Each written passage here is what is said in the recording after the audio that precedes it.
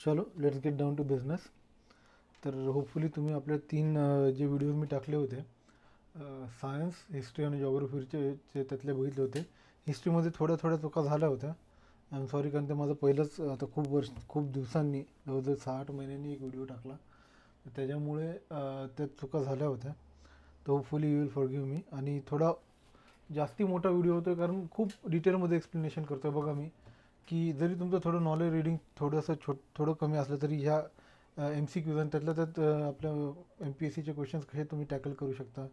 दोन्ही हिंदी आपलं मराठी आणि इंग्लिशमध्ये वाचून कुठलं कधी काय प्रिफर करू शकता, कुठले कीवर्ड्स अंडरलाईन करू शकता, ऑब्झर्वेशन मेन कसं ठेवू शकता एक्झाममध्ये. एक्झाममध्ये इतकं लक्षात ठेवा की किती तुमचं डोकं शांत आहे ह्याच्यावरती तुमचे 5 ते 6 मार्क आपोआप वाढतील. इतकं तुम्ही माझी गोष्ट जी आहे ती खरंच लक्षात ठेवा, की एक्झाममध्ये जर तुम्ही डोकं तुमचं शांत ठेवलं तर तुमचे 5-6 मार्क तुमच्या बरोबरच्या नॉलेजच्या वाल्यापेक्षा जास्ती असणारच आहे किंवा त्यापेक्षा जास्ती असणार आहे. Anyways let's begin. आता आज इकॉनॉमी आणि पॉलिटीचे बघू बघू तिथे ट्रिक्स आणि काय नॉलेज आणि काय ऑब्झर्वेशन वगैरे वगैरे आपलं होतं का. तर पहिला क्वेश्चन बघा. इकॉनॉमी मला वाटतं जनरली हा पेपरमध्ये इकॉनॉमी खूप सोपं होतं. आणि इकॉनॉमी बघा आपल्या कंबाईनच्या पेपरला किती वेगळं असतं आणि आपल्या राज्यसेवेच्या पेपरला बरंच वेगळं असतं. इकॉनॉमी ज्याला म्हणतो जनरल इकॉनॉमी ते असतं राज्यसेवा पेपरला. ठीक आहे.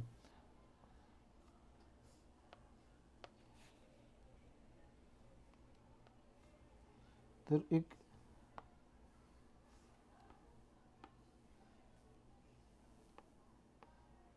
जनरल इकॉनॉमी जे असतं ना, जनरल अंडरस्टँडिंग ते असतं राज्यसेवा. आणि ॲक्च्युली फॅक्ट्स आणि फिगर्स जिथे येतात ना, फॅक्ट्स, फिगर्स आणि ॲक्च्युली इकॉनॉमिक्स जिथे थोडीफार थिअरी ते येतं आपल्या कंबाईनच्या प्रीला. दोन्हीमध्ये कधी बघा दोन्ही क्वेश्चनचे कम्पेअर करा तुम्ही, तर किती फरक असतो त्या दोन्हीमध्ये. एनिवेज बघू हा क्वेश्चन. तर which of the following is major policy intervention, which of the following major polity intervention are part of land reforms in India. ठीक आहे. खालीलपैकी कोणते प्रमुख धोरणात्मक हस्तक्षेप हे भारतातील भूधारकांचा भूसुधारणांचा भाग आहे. ठीक आहे. भूसुधारणांचा लँड रिफॉर्मचा. ॲबॉलिशन ऑफ इंटरमिडिएटरीज हो, सर्वात महत्त्वाचा. टीनन्सी रिफॉर्म हो, fixing ceiling on land holdings हो, कन्सॉलिडेशन ऑफ लँड होल्डिंग हो. सगळं ह्याच्या व्यतिरिक्त जर असा आलं तुम्हाला की कम्प्युटरायझेशन असेल किंवा कुठली तरी ॲक्ट असेल, त्याच्यानंतर रिसेटलमेंट असेल, त्या लोकांची पुनर्वसन असेल, तर हे सगळं मेजर पॉलिसी इंटरव्हेन्शन आहेत लँड रिफॉर्म्सचे.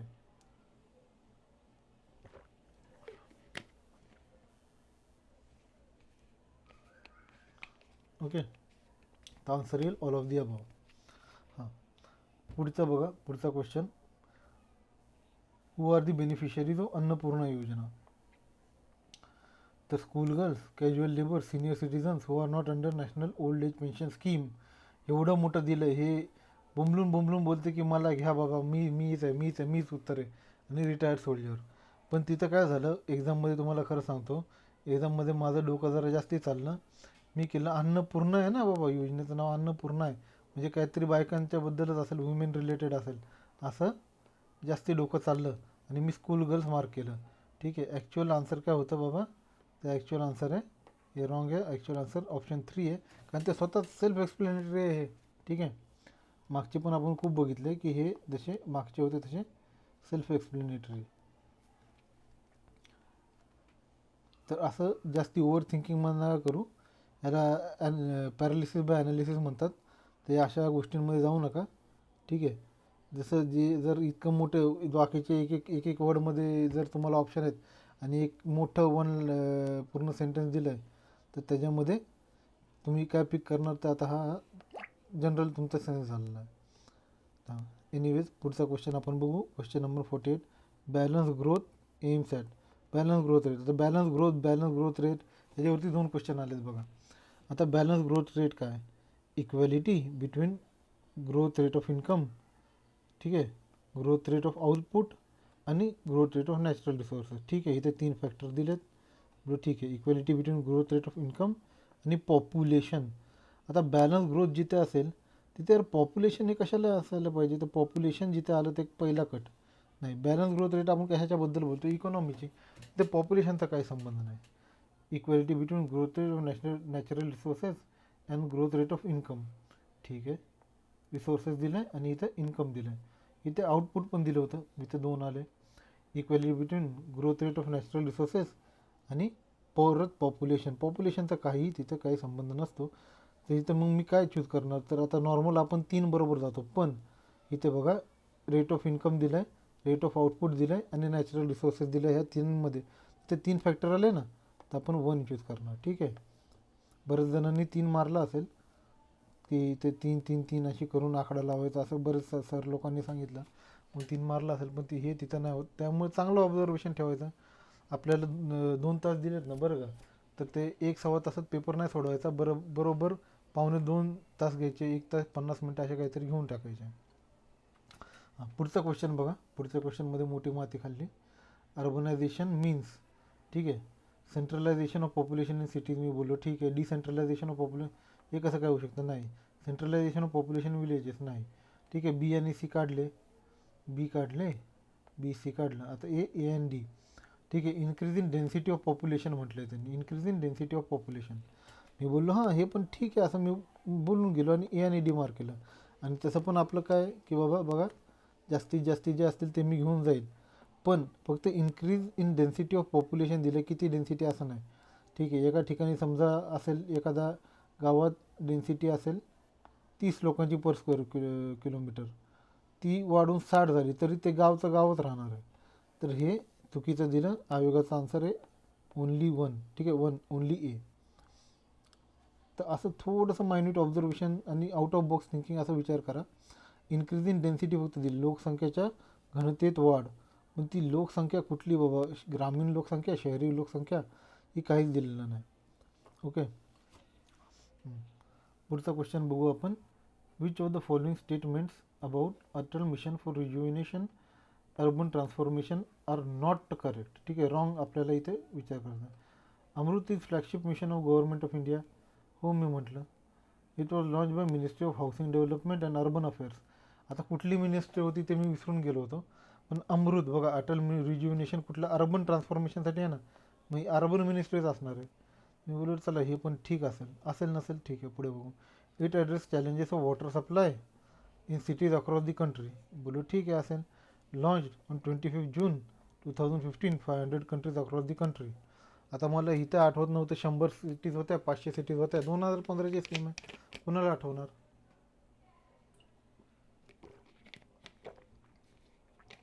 तर बोललो बाबा हे पहिले 2 तर करेक्ट वाटतात, त्यातल्या त्यात 3 आणि 4मध्ये कुठलं तरी एक रॉंग असेल.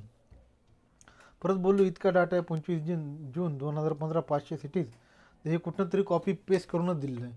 नंतर थोडंसं नीट वाचलं, water supply challenges in cities across country. ठीक आहे, तर मी बोललो सिटीज अक्रॉस कंट्री, तर मी बोललो ठीक आहे, हे ज्या शहरांना दिले 500 शहरं तेवढेच आपल्या होणार ना. अक्रॉस कंट्री म्हणजे ह्यांचं काय म्हणणं आहे, परत एकदा मराठीत वाचलं. हे देशभरातील पहिलं सगळे ऑप्शन वाचले ॲक्च्युली मी. अमृत हे भारत सरकारचे प्रमुख अभियान आहे. गृहनिर्माण व शहरी व्यवहार मंत्रालय यांनी अभियान सुरू केलं आणि देशभरातील शहरांमध्ये पाण्याच्या पुरवठ्याची आव्हाने सोडवते. ठीक आहे, देशभरातील शहरातील तेच बोललो, सिटीज अक्रॉस कंट्री नाही, तेवढेच 500 शहरांच्यात असतील नाही है ना. असं माझं तिथं काहीतरी कुठेतरी माझं हे होत होतं, एक तर 3 किंवा 4. मी बोललो ठीक आहे 3मध्ये जाऊ, कारण हे असं सिटीज अक्रॉस दी कंट्री दिलं म्हणजे कुठेतरी all the cities across the country असा म्हणण्याचा यांचा प्रयत्न आहे. 3 बरोबर जाऊ असा मी थोडंसं रिस्क घेतलं. तर मी क्वेश्चन पेपरवर 4 मार्क केलं होतं, ते परत काट करून 3 केलं आणि आन्सर तेच आलं. थोडंसं ऑब्झर्वेशन ठेवा.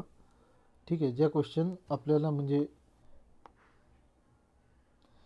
जे क्वेश्चन थोडेसे चॅलेंजिंग वाटतात ते 2-3दा वाचत पुढे जा. हां, पुढे बघा. Deprivation score of household is -% for greater than household in multidimensionally poor. अख्ख्या गावाला माहिती होतं. याचा आन्सर 4 आहे, 33.3%. ठीक आहे, तर हे निदान 4-5 वेळा रिपीटेड क्वेश्चन आहे, मेन्स आणि प्रिलिम मिळून. चला जाऊ दे, पुढे जाऊ आपण. Since July 1991, comprehensive liberalization measures have been undertaken to improve supply side of economy. Among these more important are, ठीक आहे, सप्लाय साईडसाठी मोर इम्पॉर्टंट कुठले कुठले तुम्ही बघा. ट्रेड अँड कॅपिटल रिफॉर्म्स, ठीक आहे. इंडस्ट्रीयल डिरेग्युलेशन, आता हे सप्लाय साईडचं आहे का. इंडस्ट्री डिरेग्युलेशन केल्या तर काय होणार बघा. ट्रेड कॅपिटल रिफॉर्म्स केले तर ट्रेड जास्ती वाढेल. मी बोलू ठीक आहे, सप्लाय जास्ती होईल बाहेरच्या देशांना, ठीक. इंडस्ट्री डिरेग्युलेट केल्या म्हणजे इंडस्ट्रीमध्ये कोटा सिस्टम, ती परमिट सिस्टम केल्या तर इंडस्ट्रीच्या वरती जे काय लायसन्स राज वगैरे काढून टाकला तर इंडस्ट्री डायव्हर्सिफाय होईल, सप्लाय साईड अजून वाढेल, ठीक आहे बोललो. Disinvestment and public enterprises reform, disinvestment केली, पब्लिक एंटरप्राइज रिफॉर्म केले तर प्रायव्हेट सेक्टरला जरा जास्ती चालना मिळेल, सप्लाय साईड थोडी अजून वाढू शकते, ठीक आहे. हे तसंच ठेवलं मी. सी लगेच मार्क नाही केलं. फायनान्शियल सेक्टर रिफॉर्म्स खूप जेनरिक आहे. आणि हा क्वेश्चन मी थोडा स्टार मार्क करतो कारण ज्यांनी मेन्सचा अप्लाय केला, मेन्सचा अभ्यास केला आहे त्यांना माहिती आहे की सप्लाय साईड रिफॉर्म म्हणजे काय. की बाबा सप्लाय साईड रिफॉर्म म्हणजे लगेच याचं आपल्याला स्ट्रक्चरल ॲडजस्टमेंट प्रोग्राम, ज्याला आपण सॅप म्हणतो, ठीक आहे. हे कोणाचं होतं, वर्ल्ड बँकचं.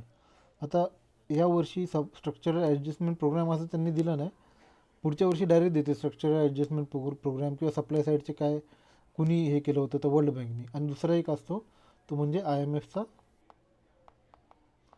एफनी लादला होता आपल्यावरती, तो कोणता की मायक्रो इकॉनॉमिक स्टेबिलायझेशन. तर हे लक्षात ठेवा, म आणि सप्लाय साईडचा जो आहे, सप्लाय साईडचा वर्ल्ड बँकचा स्ट्रक्चरल ॲडजस्टमेंट प्रोग्राम असं एस असं करून लक्षात ठेवा. सप्लाय, स्ट्रक्चरल आणि micro economic reform I M एफनी केलेलं, म्हणजे दुसरं वर्ल्ड बँकने येईल हे माहिती पडेल. तर ह्या सगळ्या गोष्टींमध्ये नकारण्याचं कुठलीच, आणि हे जर तुम्ही वाचून गेला असाल तर हे जे आय एम एफचं होतं हे कम्पॅरेटिव्हली शॉर्ट टर्मचं होतं, शॉर्ट टर्म. आणि हे जे आहेत हे सगळं लाँग टर्मचं आहे, ठीक आहे. लाँग टर्मचे रिफॉर्म आहेत सगळे. लाँग टर्ममध्ये काय ट्रेड रिफॉर्म्स आले, इंडस्ट्रीयल रिफॉर्म्स आले, फायनान्शियल सेक्टर रिफॉर्म्स आले आणि मॅक्रो इकॉनॉमिक स्टेबिलायझेशन. तुम्ही विचार करा, स्ट्रक्चरल जर तुम्ही स्ट्रक्चर एखाद्या इकॉनॉमीचा बदलताय, तुम्ही एखाद्या माणसाचं स्ट्रक्चर जर बदलायचं आहे तुम्हाला खूप वेळ लागेल. एखादा माणूस लुकडा असेल, त्याला चांगला हष्टपुष्ट करायचा आहे, तो काय ओव्हरनाईट होणार नाही किंवा 2-3 आठवड्यात होणार नाही, त्याला निदान 6 महिने, 8 महिने, वर्षभर द्यायला लागतील. तर तो थोडा बॉडी बिल्डर होईल, ठीक आहे. पण त्याला लगेच मॅक्रो इकॉनॉमिक स्टेबिलायझेशन म्हणजे त्या माणसाला त्याचं स्ट्रक्चर नाही बदललं, त्याला थोडंफार स्टेबल करायचं, ठीक आहे. थोडंफार त्याला काहीतरी खायला प्यायला द्या, काहीतरी द्या, आणि त्यात थोडेसे मॅक्रो इकॉनॉमीमध्ये त्याचे रिफॉर्म करा, मोठमोठ्या गोष्टीत त्याचे रिफॉर्म करा.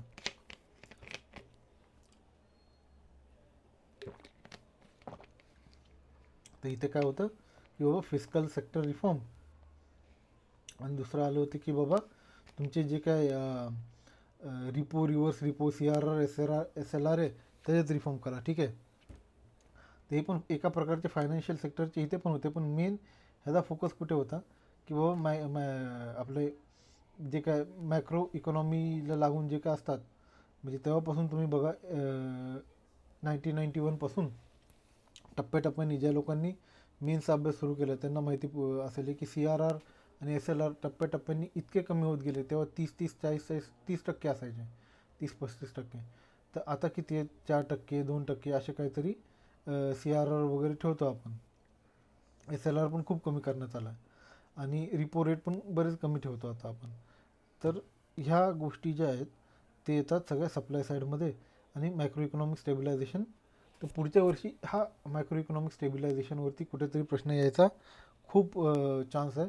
किंवा ह्या स्ट्रक्चरल ॲडजस्टमेंट प्रोग्राम आणि सप्लाय साईडमध्ये अजून काहीतरी विचारतील की कोणी हा दिला होता, वर्ल्ड बँकने दिला होता, IMFने दिला होता, असं काहीतरी विचारतील तुम्हाला, ठीक आहे. तर ते ह्या दोन्हीचा अभ्यास जरा चांगला करून ठेवा. हां, पुढचा क्वेश्चन बघा परत की long term objectives of economic planning are spelt out in various plant are as follows, ठीक आहे. वेगळ्या वेगळ्या डॉक्युमेंटमध्ये काय, इकॉनॉमिक ग्रोथ, सेल्फ रिलायन्स, ठीक आहे. रिमूव्हल ऑफ अनएम्प्लॉयमेंट, बेकारी निर्मूलन, उत्पन्न विषमता घट, मी बोलू, ठीक आहे. Reduction in income inequalities, elimination in poverties, modernisation, एकदम ठीक आहे. इन्क्लुझिव्हनेस, सस्टेनेबल ग्रोथ, हे तर असतंच. म्हणजे आपल्या 11व्या आणि 12व्या प्लॅन तर तेच आहे की इन्क्लुझिव्ह ग्रोथ, सस्टेनेबल मोर इन्क्लुझिव्ह ग्रोथ, असे काहीतरी नाव आहे. ठीक आहे, म्हणजे अशा ऑप्शनमध्ये डी पाहिजेच पाहिजे. आणि हा कुठला ऑप्शन आहे की बाबा चौथा की ज्यात डी आहेच, तर कुठलाच ऑप्शन नकारायचा तुम्हाला काही अधिकार नाही. तर असंच करत जायचं. जास्तीत जास्त म्हणजे एखाद दुसरं चुकलं ठीक आहे, पण जास्तीत जास्त इन्क्लुझिव्हनेस आणायचा प्रयत्न करा तुमच्या ह्याच्यात. तेच आन्सर मार्क करायचा प्रयत्न करा. जरी तुम्हाला काय ॲट दॅट स्पॉट तुम्हाला काय कळालं नाही, जर थोडे ॲनालिसिसचे क्वेश्चन असतात आणि कधी कुठे कुठे असं होऊ शकतं की बाबा ॲनालिसिसमध्ये स्पेशली जर पहिले अटेम्प्ट असतील तर ॲनालिसिसमध्ये थोडंसं असं होऊ शकतं, जास्ती प्रॅक्टिस नसेल तर. एनिवेज पुढचा बघू आपण. Formulation and success of a plan require following: planning commission, statistical data, objective. ठीक आहे. Fixation of targets and priorities, mobilisation of resources. ठीक आहे. त्याच्यानंतर incorrupt efficient administration, proper development policy. Okay. Economy in administration, प्रशासनात काटकसर, शिक्षणाचा पाया. हे पण ठीक आहे. ऑल ऑफ दी अबव बोललो, तेच आन्सर आहे. म्हणजे बघा सगळ्याचे इन्क्लुझिव्ह आन्सर खूप येत आहेत.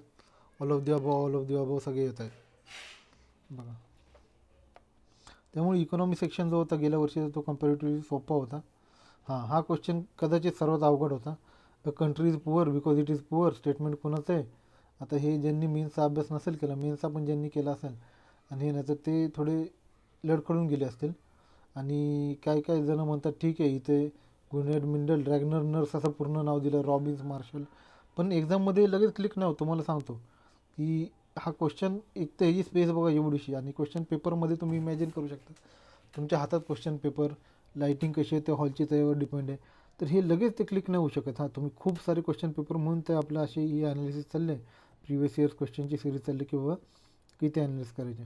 तर त्याचं ऑब्झर्वेशन असेल तो रॅग्नर नर्स करेल, किंवा मीन्समध्ये ज्यांनी वाचलं असेल की हां बाबा असलं काहीतरी स्टेटमेंट हा नर्सच करू शकतो, ग्रुनड मेंडल नाही.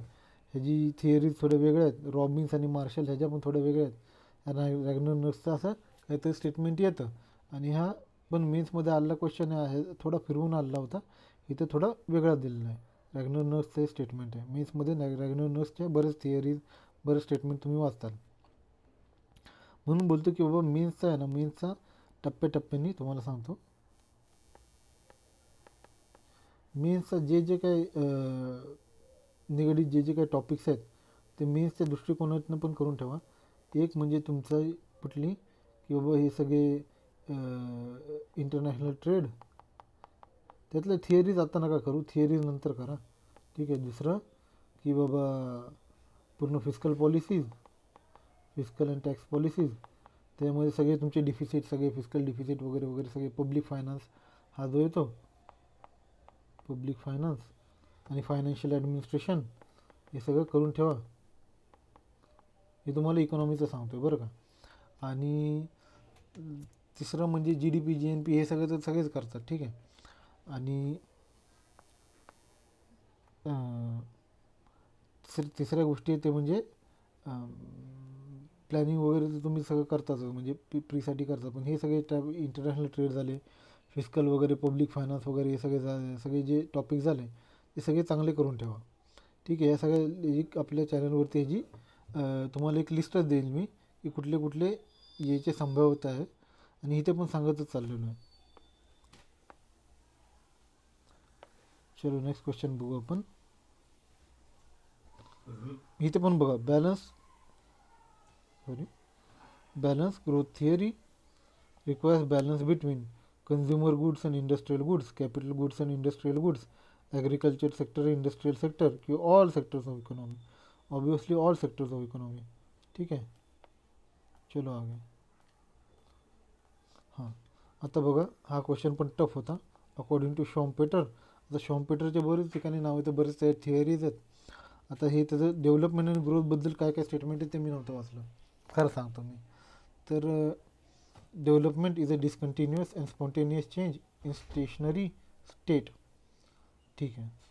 काय विकास म्हणजे स्थितीशील स्थितीत खंडित आणि उत्स्फूर्त बदल आहे. ठीक आहे. बोललो नाही इतकं नाही कळायला मराठी, मी इंग्लिशमध्ये डिसकंटिन्युअस आहे.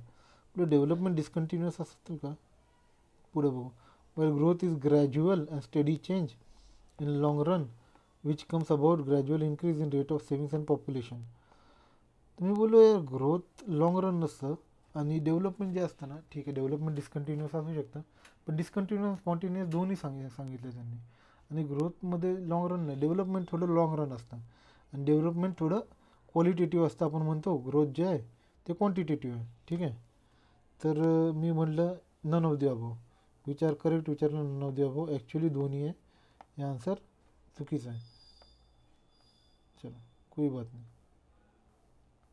हां हे बघा रंगराजन कमिटी फेवरेट टॉपिक्स आहेत बघा. पॉवर्टीचे 3 कमिट्या, तेंडुलकर, रंगराजन आणि लखडवाला, या 3च करून जा. मेन्ससाठी असू दे किंवा प्रीसाठी असू दे विचारतात. त्याच्यापूर्वीचे अलग बिलग ते आता नाही विचारत आहेत किती वर्ष झाले. हां एखादी अलग एकदम सुरुवातीचे ते करायचेच करा किंवा काय कुठला वर्किंग ग्रुप बीप जो आहे तो करायचा एकदा वाचून घ्यायचा. पण ह्या 3चे तुम्हाला सगळे फिगर सगळं पाठच पाहिजे. कुठल्या वर्षी कुठला सर्वात गरीब स्टेट होता, काय होतं, पर कॅपिटा बास्केट काय होती, काय होतं, त्याच्यानंतर त्यांनी काय यूज केलं की बाबा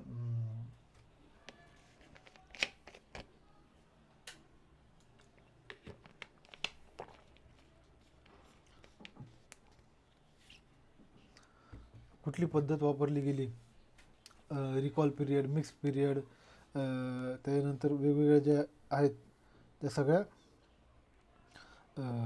पाठ करूनच ठेवायला पाहिजे. या सगळ्या पॉवर्टीच्या हे फिरून फिरून तेच विचारतात. तर ही कधी होती तर हे मी पाठच केलं होतं.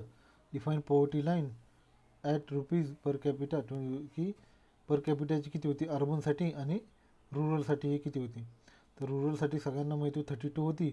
अर्बनसाठी थोडं विसरलं होतं, पण रुरलचा लगेच 32 आल्याबरोबर सेकंड ऑप्शन मी मार्क केला. आणि हे पाठ करायलाच पाहिजे. फिरून फिरून तेच क्वेश्चन येत आहेत. कदाचित लवकरच मी ह्याच्यावरती बनविल्या तिन्ही समित्यांचे सगळे फॅक्ट्स अँड फिगर्स घेईल आणि बनवेल. हां पुढचा बघा. Government implemented which of the following scheme for financial inclusion. ह्याच्याबद्दल प्रश्न विचारल्याशिवाय प्रिलिम कंप्लीट होणारच नाही. ठीक आहे. PM जनधन योजना. ठीक आहे. 2014ची PM जनधन योजना. ह्याच्याबद्दल प्रश्न नाही विचारला म्हणजे MPSCची राज्यसेवा प्रिलिम पूर्ण होणारच नाही. कुठं ना कुठं हा असतोच. हां जेंडर बजेट काय. Gender budget separate budget for main. Separate budget असतं का जेंडर बजेटमध्ये. पहिली गोष्ट सेपरेट बजेट नसतंच. ठीक आहे. सेपरेट बजेट फॉर वुमेन आणि मेनसाठी असू शकतं का नाही. Independent provision for men in general budget. मेनसाठी असायला पाहिजे का.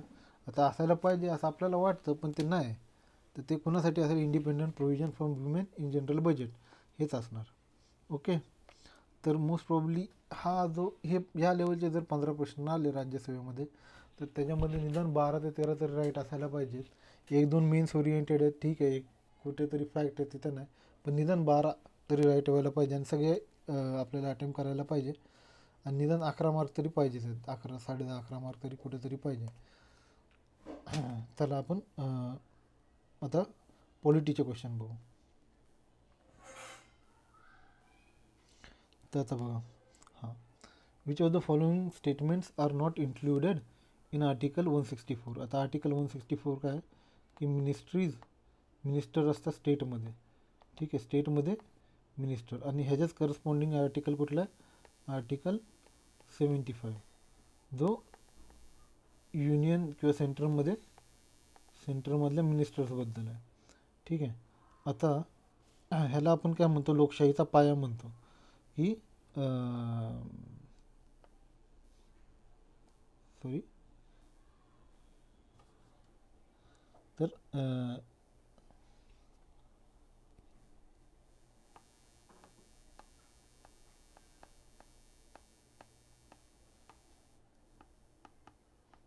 लोकशाहीचा पाया म्हणतो या दोन्ही आर्टिकलला. एक सेंटरमध्ये एक स्टेटमध्ये. तर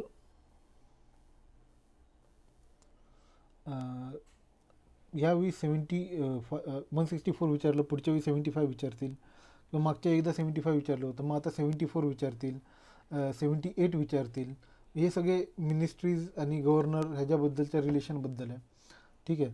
आणि या बाजूला 164, 165, 167 असे काहीतरी विचारते, ते सगळे नीट करून जावं. ओके. तर बघा, chief minister shall be appointed by governor, बरोबर. Council of ministers shall not be collectively responsible to state legislature, असं होऊ शकतं का रे? शॅल नॉट बी. मंत्रिमंडळ राज्याच्या विधानसभेला एकत्रितपणे जबाबदार असणार नाही, अत्यंत चुकीचं आहे. इथेच आहे, स्टेटमेंट इज नॉट इन्क्लुडेड. पुढे वाचू तरी आपण, the other ministers shall be appointed by governor on advice of chief minister. ठीक आहे, लहानपणीपासून वाचतोय आपण. पुढचा, minister who for any period of 6 consecutive months is not a member of legislature of the state shall at the expiration of the period cease to be a minister. म्हणजे तो minister राहणार नाही, हे पण बरोबर आहे. म्हणजे मॅक्झिमम 6 महिने राहू शकतो. ओके. तर आन्सर ह्याचं होतं 2. हां, पुढचा बघा, पुढचा क्वेश्चन. इथं थोडी माती खाल्ली मी, तुम्हाला सांगतो की बाबा, Indian citizenship can be terminated if, तर बाबा पर्सन व्हॉलंटरी अक्वायर सिटीजनशिप. आणि सिटीजनशिप हा असा चॅप्टर आहे ना, तो मी जास्ती वाचत नाही, त्याचे ते 4 फक्त आर्टिकल आहे, ते थोडेफार त्याच्यावर नजर टाकतो. बाकी काय ॲक्वायर कधी होती, काय होती, त्याच्यानंतर ते लक्ष्मीकांतमध्ये खूप काय काय दिलेत, चार्ट दिलेत वगैरे दिलेत, PIO दिलेत, NRI दिलेत, त्याच्याबद्दल नाही मी जास्ती वाचत. आणि सिटिझनशिपबद्दल एखादा क्वेश्चन येऊन जातो फ्रीमध्ये. तर person who voluntary acquire citizenship of other country, हो बरोबर आहे. Person who has become a citizen through registration is sentence to imprisonment for 18 months within 5 years of his registration. थांबलो मी, बोललो 18 महिने, काय काय काय हे मला माहीत नव्हतं. Government of India is satisfied that citizenship was obtain for bye fraud, हे पण माहिती आहे. डिसलॉयल्टी टू कॉन्स्टिट्यूशन, हे पण माहिती होतं. मी बोललो ऑप्शन बघितले, ABC, ACD, BC आणि ABCD. Option all of the above मारला, चुकीचा आहे. हे उत्तर होतं ACD. ओके. त्यामुळे सिटिझनशिप लक्ष्मीकांतमधून चांगला वाचा, तिथनं तसे स्टेटमेंट उचललेले आहेत आणि इथे टाकलेले आहेत. हां, पुढे बघू आपण.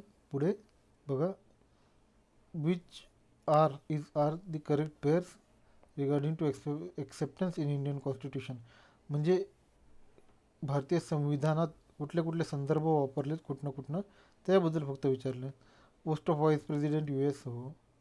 Canada, concept of union for central government. ठीक आहे, इथं मी थांबलो. Union. South Africa, election method of Rajya Sabha. ठीक आहे. आणि Ireland, nomination members of Rajya Sabha by president president special work, हो हे पण माहिती होतं. आता बघा ऑप्शन काय, ABD, ABCD, AC. आता मला हे माहिती आहे ACD हे तिन्ही राईट आहेत. Concept of union for central government, हो हे पण माहिती होतं, पण माझ्या मनात कुठेतरी डाऊट होत होतं की हे युनियन की स्ट्रॉंग युनियन विथ काय आपण त्याला म्हणतो, तर अशी युनियन आपण कॅनडामधूनच घेतलेली आहे. कन्सेप्ट ऑफ युनियन हा त्यांचा हे काय, केंद्र सरकारसाठी युनियन ही संख्या, तर हे आपण इथनंच घेतलेली आहे का? तर हे थोडं मनात मला डाऊट येत होतं, कारण हे मला माहिती होतं स्ट्रॉंग युनियन. कॅनडामध्ये काय आपण बोलतो की strong union with weak state, किंवा जे काय आपण हे जे म्हणतो ते. तरी मी बोललो ठीक आहे, ऑल ऑफ द अबव इथं जाऊ. पेपरमध्ये असं होतं कधी कधी, 10 वेळा वाचलं असतं तरी कधी कधी डाऊट येतो. All of the above answer तेच आहे. पुढचा क्वेश्चन बघा, which of the following are main objective of committee of parliament on official language. आता पार्लमेंटची कमिटी आहे, ती काय करेल बाबा, to review the progress made in the use of Hindi for official purposes of the union and to make recommendation to increase the use of Hindi. नाही माहिती बाबा, असेल, कारण ही कमिटी ऑफिशियल लँग्वेजची होती, मी वाचली नव्हती. Looking for linguistic demands of new states and make suggestion in that regard. बोलू स्टेट्सचे डिमांड का बघेल ऑफिशियल लँग्वेजचे, आणि ते पण लिंग्विस्टिक डिमांड आहे ना, ते कोणाकडे असतात ते बाबा, ते कमिटी ऑन स्टेट वगैरे जे काय असेल त्यांच्याकडे असेल, ह्यांच्याकडे कशाला असेल. ठीक आहे, जाऊ द्या. आणि identify the endangered language and make recommendation to protect and preserve them. आता लिंग्विस्टिक मायनॉरिटीचा जो ऑफिसर असतो त्याच्याकडे असतं हे असलं काहीतरी काम, तर हे कमिटी ऑन पार्लमेंटकडे पण असेल का, बोला असू शकतं बाबा. Examine vernacular education and make recommendation for effective implementation of 3 language formula. बोललं हे नाही, हे कुठलं तरी, हे तर वेगवेगळ्या समित्या आहेत 3 लँग्वेज फॉर्म्युलासाठी, हे नाही. डी गेलं. मी बोललो डी गेलं, डी गेलं, डी गेलं, ए राहिलं. बघा काहीच माहिती नव्हतं पण डी काढलं. कारण डी हा एकदम म्हणजे एकदम कॉमन सेन्स आहे की बाबा डी साठी वेगवेगळ्या समित्या ज्या होत्या त्यांनी रिकमेंडेशन केली होती. ही असली एक committee parliament on official language कशाला डिसाईड करेल, ते पण स्टेटमधली, कारण ही पार्लमेंटची कमिटी आहे. ठीक आहे. वेगवेगळ्या आपल्या ज्या कमिट्या आल्या होत्या म्हणजे HRDमध्ये आपण वेगवेगळ्या कमिट्या वाचतो की राजमनार कमिटी झाली, त्याच्यानंतर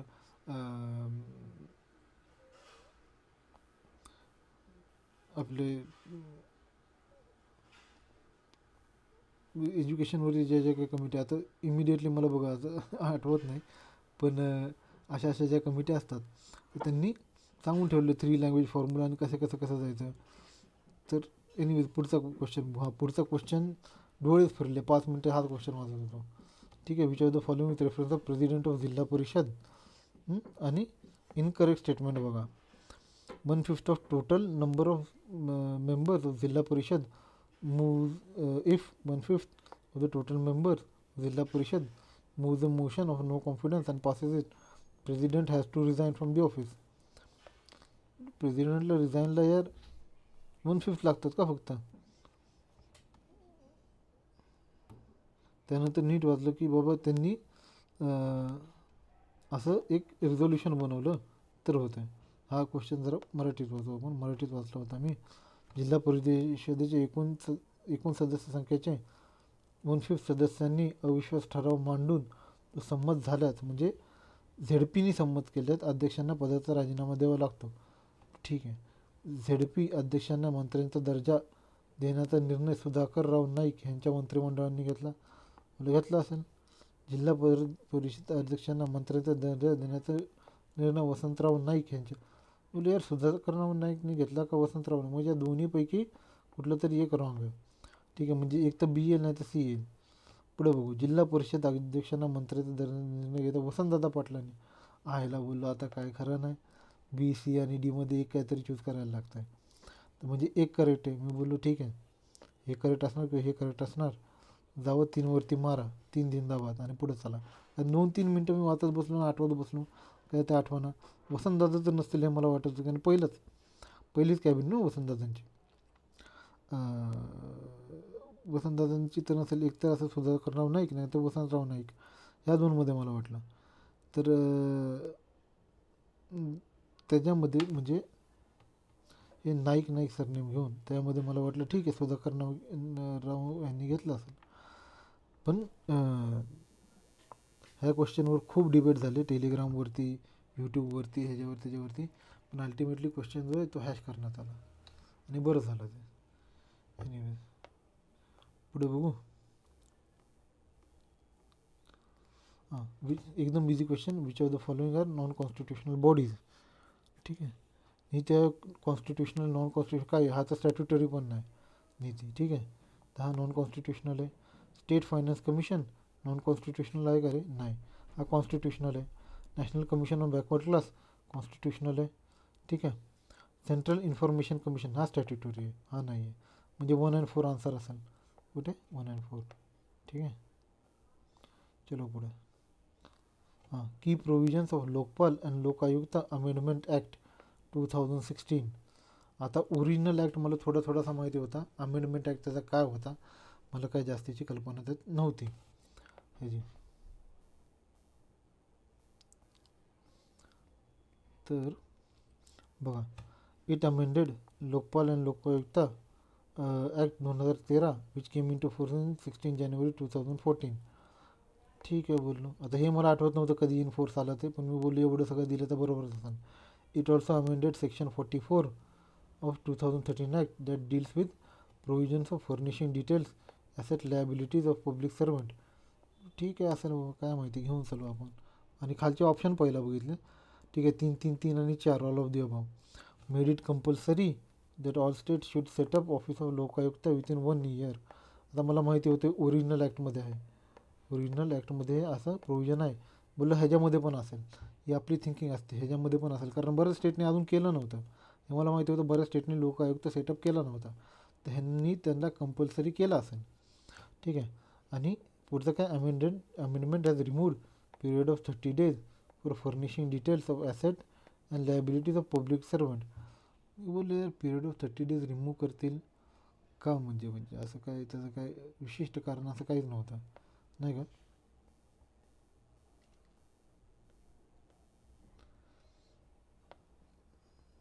तर हे कुठेतरी निगेटिव्हमध्ये जायचं असं मला वाटत होतं. तर डी जे आहे ना, डी मी कॅन्सल करत गेलो. 30 days पब्लिक सर्वंटची अशी ही का काढतील बाबा, की नाही त्याच्यात किंवा त्यापेक्षा दुसरं काहीतरी ठेवतं. डी कॅन्सल केला इथं पण डी कॅन्सल केला. आन्सर 1 मार्क केलं. आन्सर ॲक्च्युली आयोगाने काय दिलं आहे, आन्सर आयोगाने दिलं आहे 2. ठीक आहे, असं काहीतरी भानगड आहे. डी आहे त्याच्यात आणि सी नाही आहे, कारण हे ओरिजिनल ॲक्टचं होतं. तर असं काहीतरी गंमत झाली इथे. ठीक आहे, होतं.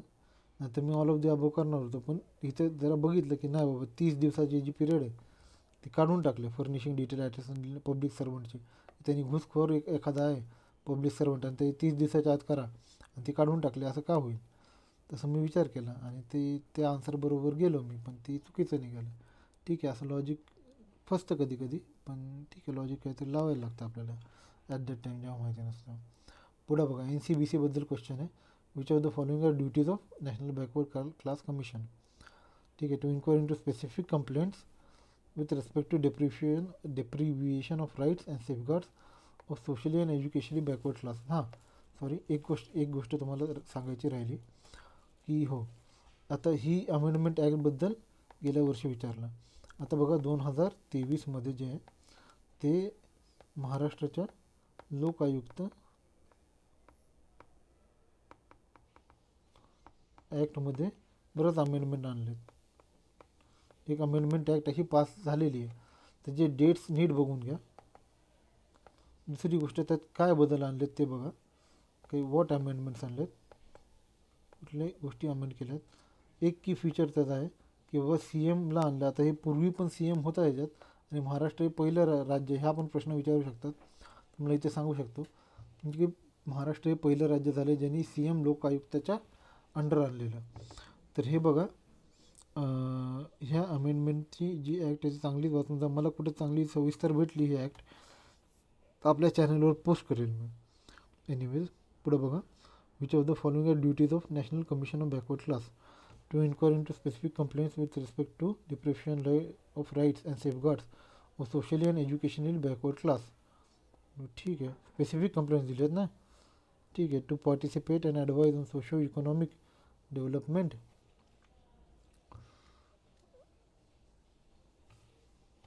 Socially and educationally backward class. ठीक आहे, ॲडवाईस सांगितलं, पार्टिसिपेट सांगितलं. ठीक आहे, हे पण क्लास असतो नाव. To discharge other functions related to protection, welfare, development. आता अदर फंक्शन्स काय, अदर फंक्शन्स मराठीत वाचू.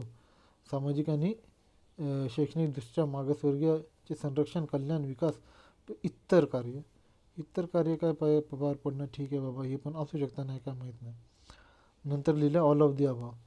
विचार केला 2-3 मिनटानंतर बोललो ठीक आहे, इन्क्लुझिव्ह मारूनच टाकू. असेल रॉंग तर असेल बघू.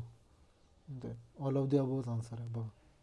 तर इतकं फिरून विचारलं. लोकांचा वेळ, बुद्धी आणि क्षमता खायला हे सगळं हे असले टाकतात मोठमोठ्या स्टेटमेंटमध्ये. असे प्रत्येक कमिशनविषयी किंवा एखाद्या कमिटीविषयी विचारतात आणि नंतर all of the above answer असतं. 90% असतं हे. ठीक आहे, प्रीमध्ये तर हे 90% होतं. ठीक आहे, एनिवेज पुढचा बघू. हां, पुढच्यामध्ये खूप मोठी माती खाल्ली बघा. CPM 1964 कुठली नॅशनल पार्टीनी इस्टॅब्लिशमेंट. आता हे होतं मीन्सचा ह्याचा अभ्यास करून ठेवला होता, पण कुठेतरी विसरलो होतो. कम्युनिस्ट पार्टी ऑफ इंडिया 1926 होतं की 25 होतं, विसरलो होतो. हे पण मी घेऊन गेलो. बहुजन समाज पार्टी 84 होतं की 86 होतं, हे मी विसरलो होतो. तृणमूल 98 होतं, हे आठवत होतं. ठीक आहे, तर आता मी केलं BSPला मार्क, तर हे चुकीचं होतं. आन्सर होतं कम्युनिस्ट पार्टी ऑफ इंडिया. ती झाली होती 1925मध्ये कानपूरला, आणि त्याच्यापूर्वी 1920मध्ये झाली होती ताशकेतला MN रॉयने केलेलं होतं, आणि कानपूरला बरेच सहकारी होते, त्यांनी केलं होतं. ठीक आहे, तर MN रॉय यांनी ताशकेतला 1920 साली काढली होती आणि त्यानंतर 1925ला कानपूरला काढली होती. हे दोन्ही कम्युनिस्ट पार्टी ऑफ इंडियाच्या नावानेच ओळखले गेले. एनिवेज पुढचा बघू क्वेश्चन, इझी क्वेश्चन होता. पार्ट 1 कुठला, युनियन आणि टेरिटरी. ह्याच्यावरतीच कुठेतरी उत्तर निघत होतं, नाही जाऊ दे, हे दोन एलिमिनेट तिथलं तिथं. आणि पेपरमध्ये करायचं बरं का, लगेच जिथं जोडी जुळ ते नसलं तिथंच हे काट मारायचे. ठीक आहे. त्यानंतर आपलं आवडतं फंडामेंटल राईट्स पार्ट 3 होतं आहे. बीचं पार्ट 3, बीचं पण कुठं लागतं आहे इथं बघा, आन्सर 4.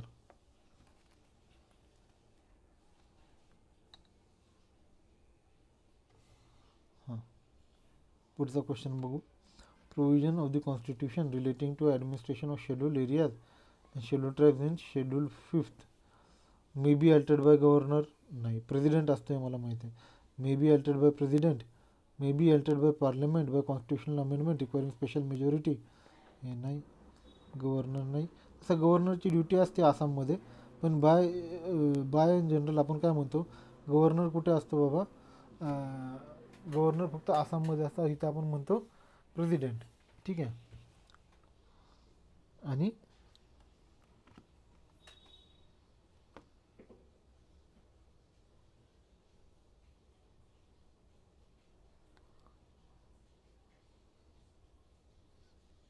सॉरी, आपण बाय इन जनरल काय म्हणतो की बाबा गव्हर्नर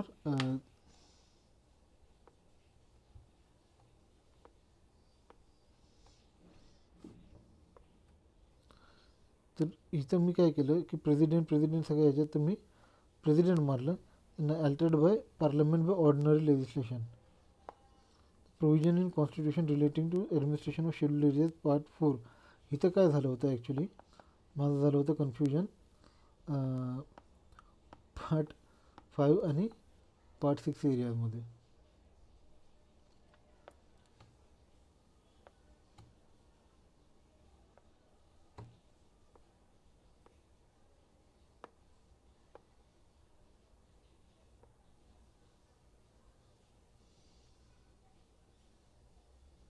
तर बघा हा क्वेश्चन बघा, 81. Provisions of constitution relating to administration of scheduled areas in schedule tribes in schedule 4. हां, ह्याच्यात खूप म्हणजे असा गोंधळ उडाला होता. अल्टर्ड बाय गव्हर्नर नाही, altered by president may be altered by parliament and constitutional amendment requiring special majority. हे तर कधीच नसणार. हां, 2 आणि 4 may be altered by parliament by ordinary legislation, altered by president. आता प्रेसिडेंट बऱ्याच ठिकाणी म्हणजे प्रेसिडेंट असं. आता शेड्यूल 5चं दिलं आहे, शेड्यूल 6चं नाही. तर शेड्यूल 5 शेड्यूल 6मध्ये थोडंसं माझं कन्फ्युजन झालं आणि मी आन्सर 2 केलं. ठीक आहे, असं होऊ शकतं, पेपरमध्ये गोंधळ होऊ शकतो. पुढचं बघा, स्वामित्व स्कीम. ठीक आहे, 82. Swamitva scheme to ensure financial stability to villages by letting them use their property to take loans. Swamitva scheme बरीच चर्चेत होती गेल्या वर्षी. लोनसाठी त्यांची जी प्रॉपर्टी, शेतजमीन वगैरे त्यासाठी होती. ठीक आहे. Creating precise land record for urban planning and implementation. मी बोललो ही स्कीम अर्बन प्लॅनिंगसाठी कुठे आहे, विलेज आली तर अर्बन प्लॅनिंग नाही. त्याच्यामुळे मी काय केलं, 82चं बी कट केलं. बी कट. ठीक आहे. आणि लेसन दी प्रॉपर्टी रिलेटेड डिस्प्यूट बोला असं. हां, प्रॉपर्टी रिलेटेड डिस्प्यूटसाठी पण होऊ शकतं की बाबा एकमेकांचं हे.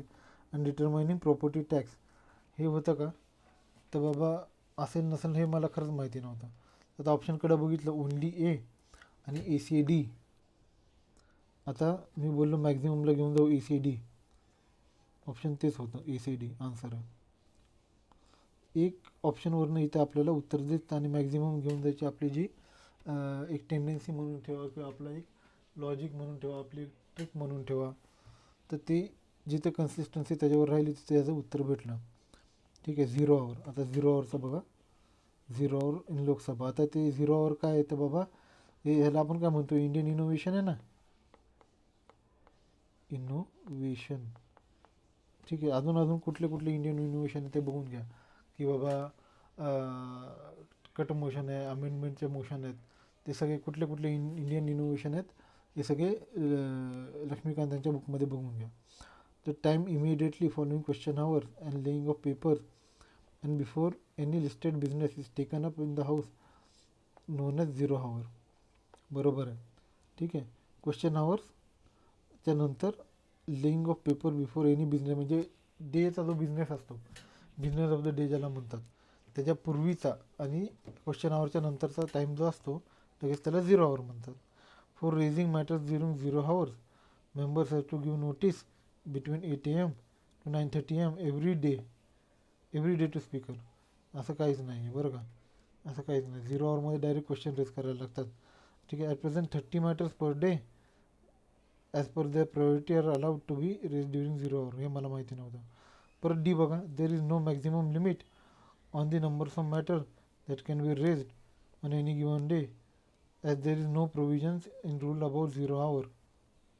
तुम्ही बोलू एकतर सी असेल किंवा डी असेल. ऑप्शनकडे बघा आता.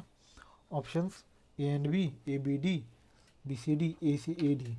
काही काळांना बाबा कुणाला घेऊन जाऊ, एक सीला घेऊन जाऊ का डीला घेऊन जाऊ माझ्याबरोबर.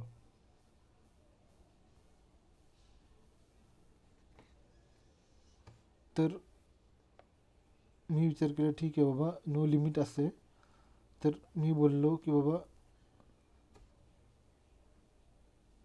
हे दोन्ही या क्वेश्चनमध्ये हे वाटतात. तर मी त्या काळी माझ्या डोक्यात हे म्हणजे डोक्यात चाललं होतं की बाबा हे 30 मॅटर्स आणि इतकं मोठं, या दोन्हीपैकी काहीतरी एक राईट असायलाच पाहिजे.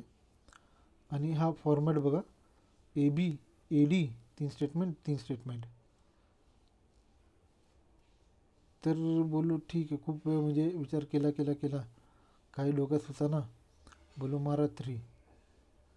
आन्सर ह्याचं दिलं आयोगाने 4. ए आणि डी फक्त बरोबर आहे. म्हणजे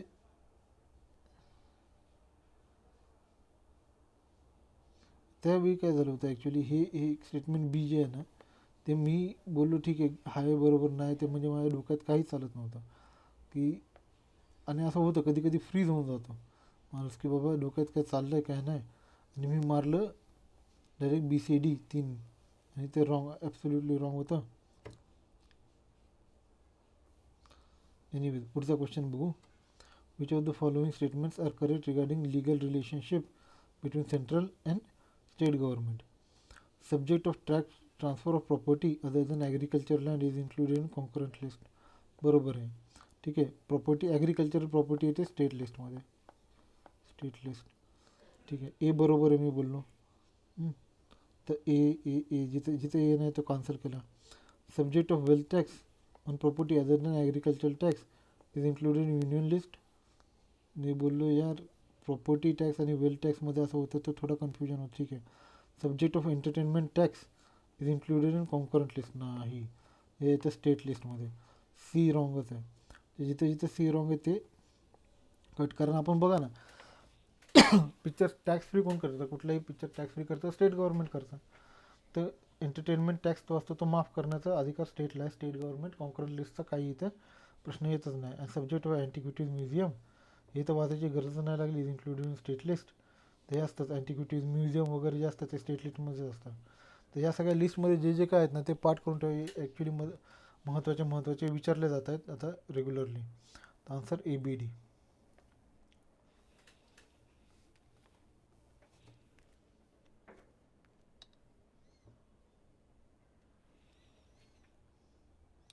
पुढचं बघा. After the extensive discussion on constituent assembly following provisions were included which article did not include किंवा डज नॉट इन्क्लूड. खालीलपैकी कोणत्या अनुच्छेदाचा त्यात समावेश होत नाही. म्हणजे पहिला कुठला आर्टिकल इन्क्लूड नव्हतं. फंडामेंटल ड्युटीज इथंच कॅन्सल करा, कारण हे काय 42वी घटना दुरुस्ती. ठीक आहे. 76ची 1976ची हे आहे ना फंडामेंटल ड्युटीज. तर आता खालच्या ऑप्शनकडे बघा, इन्क्लूड नाही आहे ह्याच्यातलं ते बघा. तर हे only 1 is correct, only 2 is correct. 2मध्ये काय कॉन्स्टिट्युशनल अमेंडमेंट होतं त्यामुळे हे गेलं. नॅशनल इमर्जन्सी होतं तर all of the above correct आणि none of the above correct. हे दोन्ही गेलं की none of the above correct कसं काय होऊ शकतं की बाबा कारण नॅशनल इमर्जन्सीचं होतं ऑर्डिनन्सचं पण होतं 123चं. आणि ऑल ऑफ द अबोव कसं होऊ शकतं की फंडामेंटल ड्युटीचंच नव्हतं, राहायला ऑप्शन एकच. ठीक आहे, तर हा पण कम्पॅरेटिव्हली थोडासा घुमून फिरून विचारलेला पण थोडा सोपा क्वेश्चन होता. तर होपफुली आपले व्हिडिओज हे तुम्हाला आवडत असतील. ह्याच्या पुढचे जे क्वेश्चन आहेत जे करंटवरती आहेत त्यासाठी एक वेगळा व्हिडिओ बनवू. त्याचा फक्त कुठल्या पॅटर्न येतं, कुठल्या टॉपिक्स आहेत त्याच्यावरती आपण लक्ष ठेवू. उत्तर काय हो नाही ते तिथे थोडा म्हणजे तिथे जायची गरज नाही, कारण ते काय परत विचारणारे नाहीत. तर होपफुली काय येतं, कुठे आपला गोंधळ उडू शकतो पेपरमध्ये, कारण पेपर बघितल्या म्हणजे इवन एक्सपिरियन्स लोकांना ज्यांनी 4-4, 5-5 मेन्स दिलं, 4-4 मेन्स देऊन आलेत, त्यांना पण कधी कधी असं होतं की बाबा ॲट दॅट टाईम म्हणजे त्या खोलीमध्ये बसल्यावर, त्या रूममध्ये, एक्झामिनेशन रूममध्ये बसल्यावर गोंधळ उडू शकतो. मराठीत वाचलेले कधी कधी मराठीमध्ये चांगले स्टेटमेंट दिलेले असतात, इंग्लिशमध्ये नसतात, कधी कधी इंग्लिशमध्ये असतात, मराठीमध्ये नसतात. तर दोन्हीकडे थोडा वाचायचा स्पीड जास्ती ठेवा. ठीक आहे, पटापटा पटापटा वाचा आणि एखाद्या क्वेश्चनमध्ये जिथे इलिमिनेशन टेक्निक वगैरे जिथे लागत असतील, जिथे या सगळ्या टेक्निक लागत असतील तिथे लावत जा.